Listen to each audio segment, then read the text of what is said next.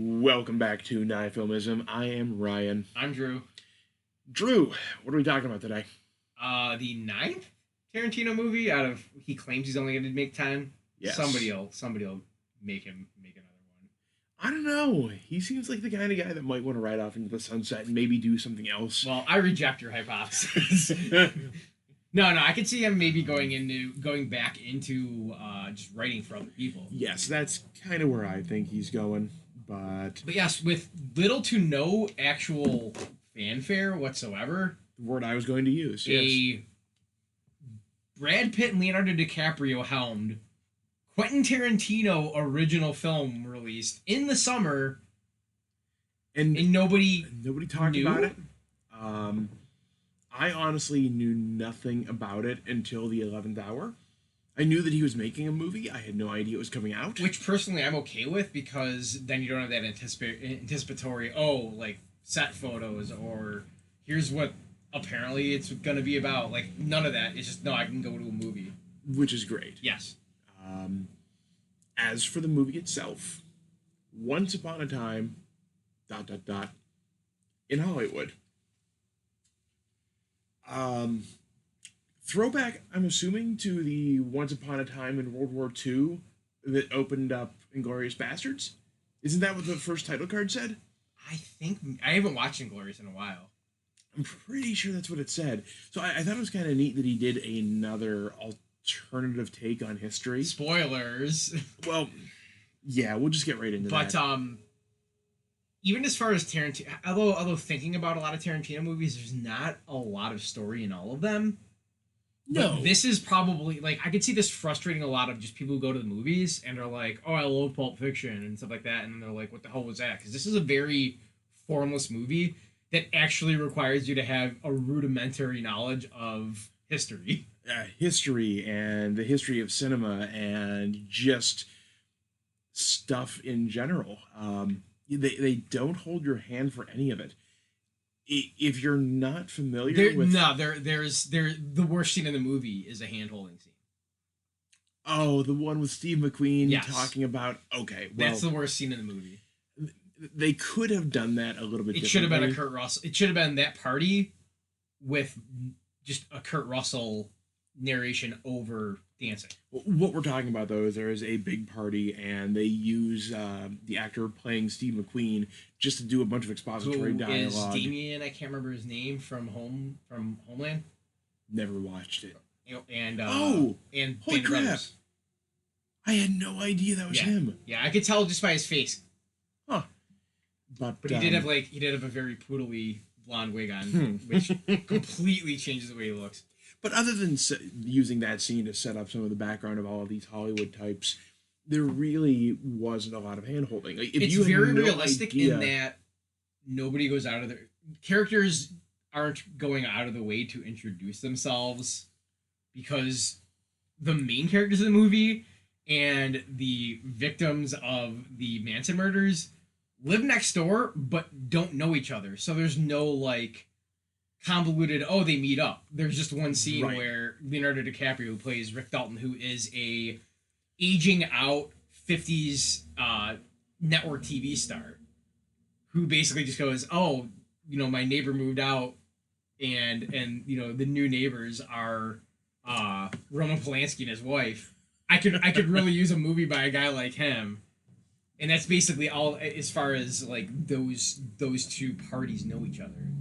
So there's no, like, they're gonna be at the house when this happens. No, they're just neighbors, and they have totally non-intersecting lives. Which is weird for a Tarantino movie, because a lot of stuff feels very... Like, compare this to Pulp Fiction. Yeah, Tarantino movies are very... You've got a whiteboard, and this person's connected, albeit without their knowledge, they're connected by this person to this person, that type of thing. The movie itself, though, Drew, thumbs up? Yes. Okay, yeah, good. I really liked it. You had mentioned, I guess we'll get into the plot, what there is of a plot in just a moment, but you mentioned that there was an Easter egg? Yes. In Inglourious Bastards, when they try to infiltrate the theater, they pose as Italian film They posted an Italian film crew. Okay. What was the fake name that Eli Roth used in his horrible Italian accent? I don't remember. Antonio Margheriti, the director of the knockoff Italian, the fake knockoff Italian Job. Oh, right, that Rick Dalton shot. It was directed by Antonio Margheriti. Holy shit! And I thought that was funny. I'm like, I know this is just using a name drop, but it's pretty funny for people who watched his movies. If only he was smoking red apples. That would have been really like over the top. That would have been like to go with like the this is just part one of the Tarantino cinematic universe. But it's funny to think like if you want to think in that absolutely not nonsensical way, it's like, maybe like Pulp Fiction takes place in a world where those murders never happened and where World War II ended really early. But he's wanted to crossover stuff before. He wanted to do a movie about the Vega brothers. Which might be his 10th. I don't know. I think everybody involved in that's aging on. I think it would just be stupid. Oh, yeah. At this point, they are well past the point where you could do that movie. Because with Vincent Vega dying in Pulp Fiction, how would you de-age you could Travolta do it, but it would just be that much? Not worth doing. Yeah, I agree. Do something original. Yeah. But should we just go into the plot? Yeah, I think I can cover this in about plot. Yeah, 30 seconds. Yep. You've already talked about DiCaprio's character, an aging network TV star who did a bunch of westerns. His best friend is his stuntman, played by Brad Pitt. And it's these two guys dealing with getting older, especially in this industry, and their trials, tribulations, and just their day-to-day lives. Yeah. And that's about it. And this intersects briefly with some members of the Manson family, which leads to a confrontation between those family members at the end of the movie. Yes. That's it. That's the plot, yeah.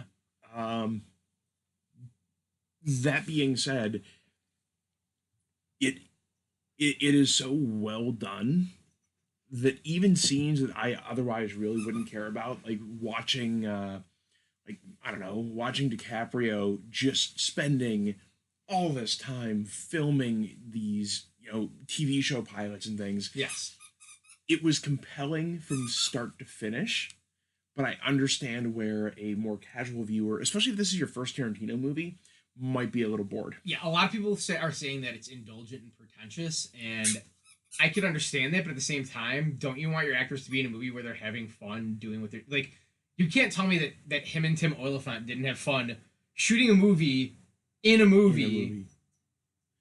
Right. It's like you're doing double character, which probably doesn't happen that often. No, and I think a big part about it too is just setting up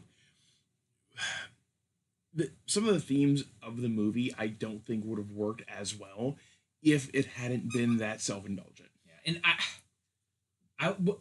maybe because his more recent stuff has been far more grindhousey.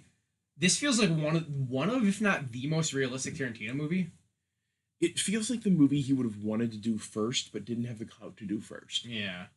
He clearly loves the subject matter. He loves this specific era, this specific place, and the idea of going back in and telling it as a fairy tale, which once upon a time... but you would think, like, there's not that we would know, but there doesn't seem to be any of that Tarantino-y anachronism that is in every other period movie he does.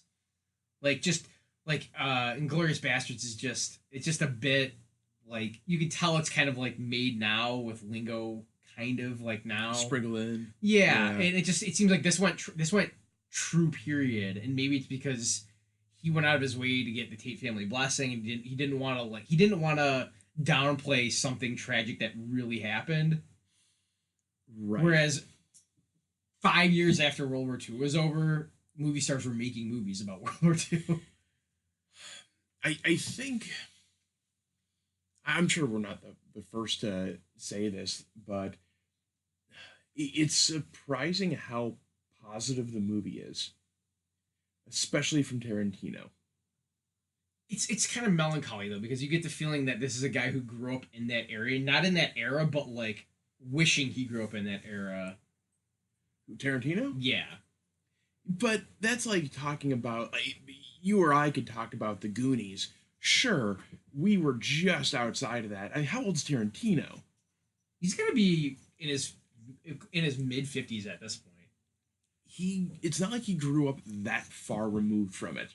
True, but it's that it's not nostalgia. It's there's another word for it, but it's like he wanted to create like a simulacra of what he thought that time felt like. Kind of like Because Stranger Things. if you notice, there's none of the real dark aspects of that time period in American history. There's this is I think the first Tarantino movie where there's no black lead Oh, okay. or no Yeah. black character whatsoever.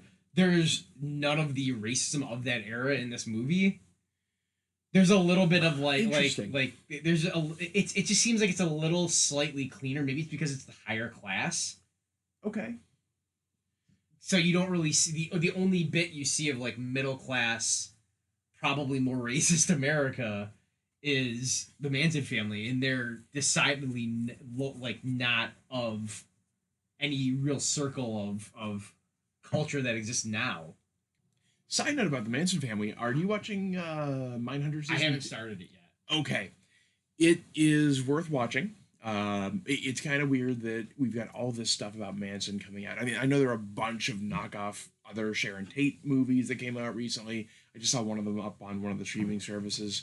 The Haunting of Sharon Tate, maybe. I don't remember, but we've got this movie. We've got Mindhunter, and there was something else too, but I had a train of thought that has been totally derailed. But I did want to bring up that it is, if you're not watching Mindhunter, I would absolutely watch that. It's also, it almost works as a nice companion piece to this, seeing a totally different take on how people viewed that. Totally opposite tone and everything it's else. funny because it's like, especially in this era where you've got like podcasts like Serial and stuff, that people are really interested in the like mechanics and the what, why, and how of these. And this movie is like, oh no, it's just kind of something that you know. Oh yeah, like because there are dates on the screen. Yeah, There's no reference to like the importance of these dates if you're not aware of them. Right. But you don't have any like sense of impending doom other than you knowing what really happened in real life, if you know it. If not, this movie seems like nonsense. Fun nonsense, but if you don't have even the base knowledge of the Manson family murders and what happened, even a crude knowledge of it, you're not going to be able to follow this movie because nothing other than her relationship with her group of friends that ends up being there is spelled out. And I would say my knowledge of this era is pretty crude. It's not my time period. Everybody, almost everybody knows who Charles Manson is and what happened, Yes. But I can imagine younger viewers that don't, maybe not realize that he didn't kill anybody, that type of stuff. Yeah, just all those little things. It's tough to talk about this movie without someone having experienced it to talk about it with, because you and I could sit here and go back and forth and say, hey, this scene was great and that scene was great, but at the end of the day, this movie is a more of just a collection of scenes. Yes. And how do you really review that? How do you talk about that? Yeah, exactly. It's strange. I mean, it doesn't, to me, it never feels like self-indulgent though. It doesn't feel like the equivalent of something like Mother. Yeah, something like that, or something like not really The Revenant. Maybe to a degree The Revenant, but Yeah. can't think like the Theory of Everything or whatever that Eddie Redmayne, like where it's clearly an Oscar bait vehicle. It's like, I'm pretty sure that a lot of this is DiCaprio, now DiCaprio because he's got his Oscar, but DiCaprio and Pitt are that caliber of actor. They don't need to do self-indulgent stuff to get awards. They just wanted to make a good movie with a friend, and Brad Pitt wanted to drive period cars down period streets. And it never gets boring to me No, I can see people being like, "Oh, you mean the Brad Pitt driving simulator movie?" Fuck you, no, that's not like what this is about. those were some of my favorite scenes. Yes, because of the authenticity put into it. yes, I think actual radio, not like, "Oh, we're gonna use pure music." It sounds like they literally went back and tried to get archived radio broadcasts. yeah, I think that if I had watched this movie around the time I was first introduced to Pulp Fiction, I would not have appreciated this movie I don't think you nearly would as have much. made something as subtle. No, but I'm just saying at the age that I was when I first watched Pulp Fiction, the stuff that's going on in this just especially after we started doing this, so I didn't sound like an idiot. I wanted to go and actually start learning a little bit more about film production. Yeah, So I'm by no means an expert, neither of us are, but I think I'm at a place where, at the very least, I can appreciate um, cinematography and editing and just all of those fundamentals of a movie and really watch for at least the basics of that and know good versus bad yeah, versus someone who's going into a movie strictly for I am paying $10 to be entertained for 2 hours, yeah. which or 3 hours in this case. Well, yeah, they're like one of my favorite Tarantino isms is early in the movie before the 6 month time skip, which isn't like a huge deal. It's just kind of it's there to show how uh DiCaprio's character gets back into a sort of relevance. But he's filming another Western pilot, and he's fallen into this routine of he plays the bad guy. Mm-hmm. And there's a great scene with a very orange but actually trying to act and not Al Pacino. And Pacino is just a producer looking for talent for a director overseas that he works with. And he basically just tells me, he's like, you get your ass kicked for, one spots on every network TV so that they can kill the mystique that is you as an actor because of this character that you played years ago that everybody remembers. They're just trying to basically bury that so that you don't have any relevance anymore. And so I'm sorry, finish with your. But getting back to what I'm saying, he's shooting yet another Western pilot as the heavier, the bad guy, and they cover him in makeup because they don't want people to see him. They don't want to see his old character from Bounty Law, his series in the mid-50s. So he's not even visible. So his only thing he has left is to just try to act the hell out of this role. And so you get a handful of scenes of him acting that seem to have absolutely no relevance other than if you actually are paying attention to the movie, it's about him realizing like, no, I'm still good at this. I can still do this when I put my mind to it. Mm-hmm. And there's this great scene where in between takes, him and the lead for this pilot, played by Tim Oliphant, are sitting in Oliphant's like, didn't you almost get the McQueen role in The Great Escape? And you get these very Tarantino hard cuts to DiCaprio inserted into the movie digitally, shooting the scene where he gets put into the cooler. And he's like, no. He's like, the rumor was I was down to the last 4. And he's like, really? That's just the rumor. And he keeps cutting back to DiCaprio in his mind, seeing himself in that scene to where he's playing it off like, yeah, I never really got in the room, but in his mind, from just these Tarantino cuts, it should have been. I was so goddamn close, but I just missed it. And it's weird because that's the only time where you get an insertion, digital or otherwise, using some kind of other voodoo of one of the current actors in this movie into a film, because there's another scene that to other people would just seem like nonsense of Sharon Tate goes and watches herself in her most recent movie.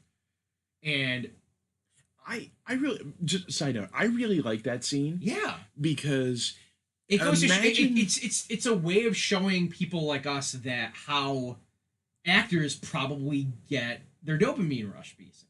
Of people like people go to see these movies and they like your performance. That's why you would do this. Right. It's not always about making money. Some people just act and they do it for the sake of acting and really don't care about. I can never see Daniel Day-Lewis doing what Sharon Tate did. Yes. Because he's just out there to act. But for a lot of people, yeah, anybody who's ever created anything in their entire life with the intent of that being for everybody else to see, wants to know, hey, I did a good job, Yeah. and this brought joy to people's lives. So, But yeah, what else we? But yeah, just getting finishing that thought. She's watching the movie and she's not digitally inserted. It's the real Sharon Tate. I don't know if that's a. Oh, we just want to be respectful of the real Sharon Tate, or I think it's just a no, because DiCaprio's thing is a him inserting himself into somewhere he wasn't. Oh, right. Type of thing.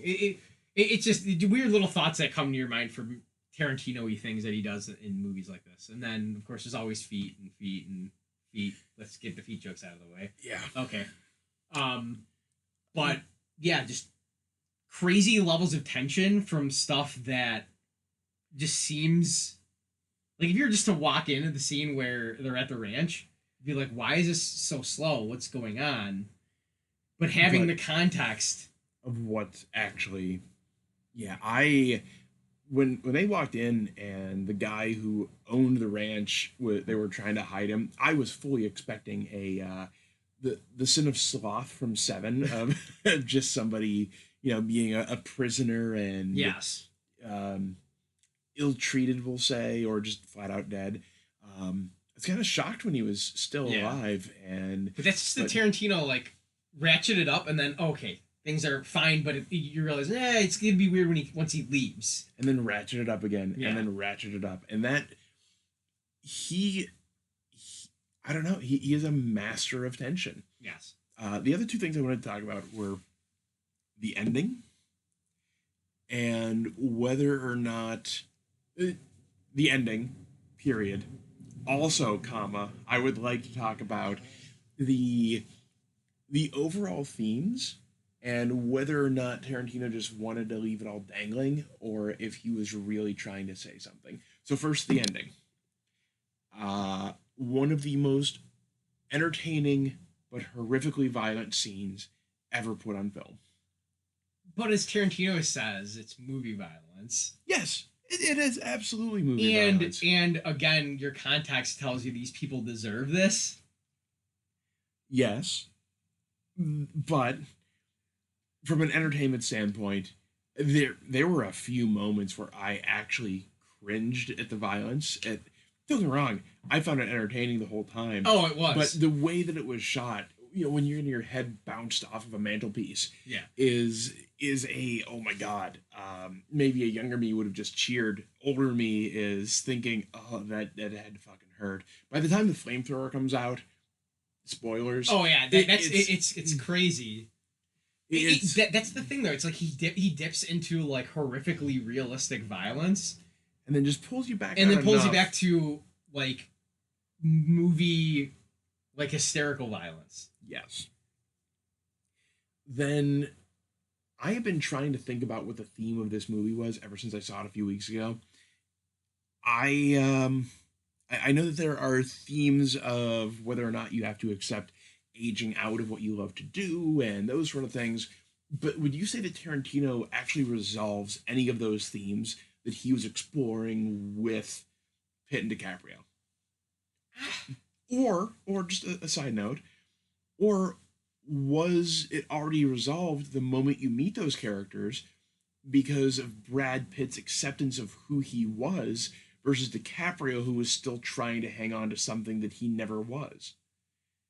You see what I'm saying? Yeah, it is, because it's, you get the sense that, because DiCaprio constantly goes on about, when you get big enough here, you buy real estate. You buy a house here so that you're not just visiting. And even after he goes to Italy and shoots a handful of movies that make him somewhat more relevant again, or at least in his mind, that remind him that, like, okay, I didn't think Italy was like, I thought Italy was the dregs, but it worked out well enough for me. I feel like I'm back at least happy. And he's still like, he was like, oh, he keeps being worried that, like, I gotta sell the house and I gotta move back to Missouri. And by the end of the movie, he's like, no, he's like, I gotta let you go because I'm married now, and we're probably gonna sell the house and move to the suburbs, basically. So he's kind of, I think by the end of the movie, he's kind of at peace. Yeah, he's kind of like, I either got it out of my system or I know what I can turn into. I don't have to just play myself out as the same kind of thing. I like that interpretation. Um, Brad Pitt, on the other hand, I think that his character worked very well as someone who has already had his arc before this movie ever starts. Oh yeah. Or maybe someone that never even needed an arc. It was refreshing to see somebody who just who understood who he was and was comfortable with Well, it. it's he's also proof that you can be sociopathic and not have it be a negative character trait. Like I don't think he really gives a shit about a lot Okay, of stuff, but it doesn't make you a bad person. fair point. I mean, he might possibly, under incredible inebriation, have mistakenly killed his wife, which is based on a real life thing. Which Christopher Walken was present for. It's kind of weird though to think that the guy who it was Robert Wagner, right? Yes. The guy who played number 2 in Austin Powers. Yeah. It's so weird because I didn't know that story when Austin Powers first came No. out. I found that out much later, and rewatching that movie is not that I watch Austin Powers very often, but it's it is a different light seeing. Yeah, It's kind of like watching a Kevin Spacey movie now. Yeah. But yeah, there is that there is a sense of he's trying to hang on, and Brad Pitt, even though his career is tied to the success of Rick Dalton, he's kind of just okay. Yeah. Like you get this, you do get the sense just because there is that flashback of him on a boat, which he clearly can't own now. Right. Yeah. So you kind of get the sense that he either didn't care and just let whatever happened happen. He's just there for the ride at this point. It's a very dude character, Yes. but not like that kind of character. And he's got his dog. Yeah, he's got his dog and he's got his trailer and he gets to drive his friend around, which is basically he gets paid to hang out. Is what he says near the end of the movie. He's like, I just wanted to hang out. Yeah, and he's getting paid to drive a car that's much nicer than his that he doesn't have to worry about maintaining. Yeah, There is like we people said- have brought up the dichotomy of Leonardo DiCaprio is an actor who plays cowboys in Hollywood, and Brad Pitt plays a character who is a Hollywood cowboy. I can see it. It is, but yeah, there is this weird dichotomy of you would think they would both be like, oh, we're in the shit throughout the movie, but Brad Pitt is very laissez-faire. He's just like, he's very supportive as a friend. Don't let the Mexicans see you cry. Did you Tarantino wasn't actually in this movie at all, was he? No. Isn't that kind of weird? Doesn't he usually? There's a maturity for a guy who's been directing movies that I don't know. It just feels like I don't know. There are a lot of Tarantinoisms, but this feels like a movie that if you didn't say who directed it and you caught like Tarantino's types of credits out of this, that you could probably put this on at any point. People would probably not realize it. Be like, I didn't realize those guys made another movie together or made a movie together, and yeah, I a don't know. Tarantino movie. By the end, I think that final sequence where they're Oh, that's where his like inner like I still want to do this comes right. out. I don't even think we touch on what actually happens there. The Manson family goes into the house next door instead of the Sharon Tate house, and this is where you get another possible him pshawing away at like a theme of the movie. What did they talk about in the car before they decided to go into Rick Dalton's house? the Manson family. Yes. Oh, they were talking about violence on screen. Yes. Yeah. Oh, this is somebody we loved watching growing up. Somebody who taught us how to kill. Like video games apparently teach people how to kill. So it's almost like, yeah, these seems to have always been a part of American society. Okay. I like it. I don't think it's the overall theme. No, but I think it's him kind of pshawing right. on that on Absolutely. the sense of oh, media is destroying the youth. It's like this No. happened 40 years ago. 40? 50. Yeah. 50. Wait, no. What year was that? 69. 50 years. Yeah. But yeah, I think there's a little bit of that.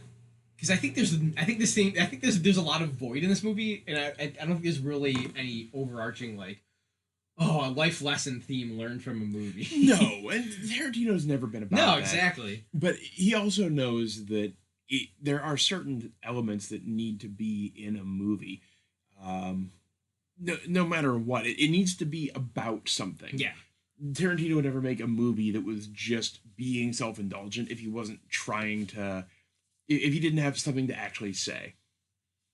But again, getting into the final scene, so they decide they're going to go and kill Rick Dalton first. Yeah. So here's the divergence in history. If you haven't seen the movie yet, this is where the humor in this comes in. So Rick and Cliff just flew back from Italy from filming for 6 months, and he basically said, like, I gotta let you go. Like, I can't afford you anymore. And so they decide, of course, with a great Kurt Russell narration, the only way two friends can break off a friendship that is also a business partnership is by getting blind, stinking drunk. So they get trashed and get home right around like 11:50, and Brad Pitt had left a LSD laced cigarette that he bought for 75 cents just sitting in there the cigarette box that there. he said, you know, if I'm ever gonna trip, I'll trip here, not at my place, so I'll leave it here. Earlier in the movie, and he's like, you know what, you know, everything's coming to an end. It's about time. So he walks the dog and smokes the cigarette. Meanwhile, an already blitzed DiCaprio makes another blender of margaritas. So basically, you're left with these two guys in states of high inebriation when the door bursts in and three people with knives and guns walk in. So this is where you kind of cut the tension a little bit because you know things are not like they were historically. Yeah. And there's that underlying of Brad Pitt's high as fuck seeing this. So it gets funny, but also incredibly violent. But it's still funny because conversation we were right. Yeah. Because it's fun, Jan. Wasn't that the yeah? But yeah, they brutally kill the Manson family. I don't really have anything else to say about this except that you're right that this is probably the most mature Tarantino movie. Until he has fun for the last 10 minutes, and by that point, everybody is having. I saw this movie with my parents, which is great because they're old enough to have remembered. What's funny is they're like, they remembered the names of some of the Manson family that aren't even named in the movie. Holy shit! They're like, oh, Dakota Fanning was playing Squeaky Fromm, and I'm like, who? Oh, okay. Apparently, Uma Thurman and Ethan Hawke's daughter, who stole the car and left. Yeah, she was playing the star witness that got them all convicted. Oh, I had no idea. You know what's so those are like little like until you like IMDb it or actually watch the credits and know everything about this crime. You're like, oh, okay. I'm kind of glad that I watched Mindhunter after because I think that the episode where they get into Manson, I don't know. I'm not sure that I would have wanted all the knowledge that I gleaned from that portrayal of the character to taint my enjoyment of whatever the hell Tarantino wanted to do. Yeah. I'm not saying ignorance is bliss or you shouldn't know anything, but not being able to pick it apart, and it helped with going into Once Upon a Time as more of a fantasy because I didn't have a lot of those facts to really tie me down. Yeah. That's it. I mean, go see it if it's if you still listen to us talk about this type of stuff. No one does, by the way. And if you just like going to see different types of movies, this is just the right kind of movie. Especially at this point in the year. It was nice to see something that was not a comic book movie. Yes. It was nice shot to practically. It was just nice to see a movie. And I know that might sound weird, but it's nice to see something that isn't part of a franchise, that isn't setting up for a sequel. When was the last time you saw? Yeah, what's the last one-off like traditional movie? I mean, they're out there. Annihilation, Mandy, all the other stuff that we've really liked in the last couple of years. But I don't know. There was a purity to this that I'm not sure many other filmmakers really could have touched on. Yeah. Yep. It's just another great Tarantino movie. Glad that he did something different because he's like I said earlier. I feel like he's done two grindhousey movies, like two very exploitive '70s style movies. Yeah, you're talking Django and Hateful Eight to a degree was another. Hateful Eight to me is like I'm gonna do a much more developed Reservoir Dogs style Man in the Room yeah. type of movie. But well, no, when you think about it, three movies in a row have been kind of like '70s ish, like trying to make the movie look like it was a period movie shot in the '70s or '60s, which is basically his style. Yeah. More on that at some other time. We're over half an hour already, so probably cut it off here. But yeah, any last thoughts? Just go see it if you just want. If you like Tarantino movies, you're probably not going to be disappointed here. If you don't have any idea who the Manson family was, or if you have no interest... Do at least a quick Wikipedia before you go see this if you don't know. And if you have no interest in sitting back and watching a movie and trying to just appreciate a movie that was well made, where things are not in front of a green screen, if you're there just for the entertainment of it, you may be bored out of your mind. But sit back, enjoy it, and just revel in someone who likes making movies the traditional way. Yeah. That's it. 2 thumbs up. Very good. Awesome. We'll be back at some point. Thanks for listening.